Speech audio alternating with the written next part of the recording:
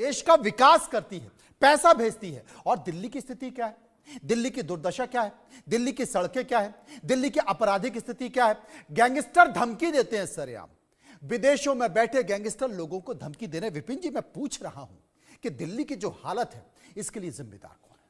देखिए, आपका सवाल बहुत अहमियत रखता है मनोज जी, और ये समझने की आवश्यकता है कि यहां पर दिल्ली को पूर्ण राज्य का ओहदा नहीं मिला हुआ और मिल भी नहीं सकता। विश्व की जो बड़ी बड़ी राजधानियां हैं उनको पूर्ण राज्य का ओहदा नहीं मिलता।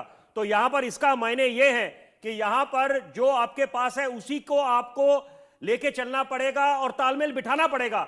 सरकारें जिसकी भी हो, जिस राजनीतिक दल की भी हो, यहां पर जनता के हित में उतरना पड़ेगा।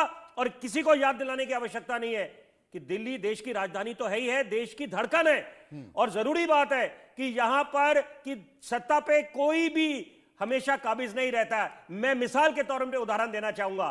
चौधरी प्रेम सिंह जी, जिनका नाम Guinness book of world record में दर्ज है, बड़े कम लोगों को जानकारी है, जो अपने विधानसभा क्षेत्र से 50 वर्षों से ज्यादा हारे थे नहीं।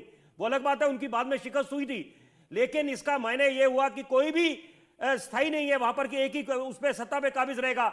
शीला दीक्षित जी का जब मुकाबला हुआ अरविंद केजरीवाल के साथ, फिर अजय माकन का जब जगमोहन जी के साथ हुआ, तो यहां पर नेताओं को समझना चाहिए कि आप जब तक जमीनी हकीकत को समझेंगे नहीं, जनता के मुद्दों को उठाएंगे नहीं, जनता आपको स्वीकृति देगी नहीं।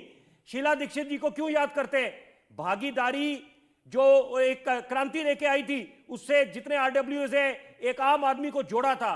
तो आप योजनाएं ऐसी लेके आए जो जनता से वास्ता रखती हो। और जैसे कि अमेरिका के राष्ट्रपति बोलते हैं लेट्स मेक अमेरिका ग्रेट, वैसा ही संकल्प होना चाहिए यहां पर, let's make Delhi world class. लेकिन वो वर्ल्ड क्लास का सपना तब तक पूरा नहीं होगा जब तक ये राजनीति आप करें, लेकिन हो क्या रहा है? वर्ल्ड ग्रास हो गया है, ये खरपतवार हो गई है, ये घास हो गई है।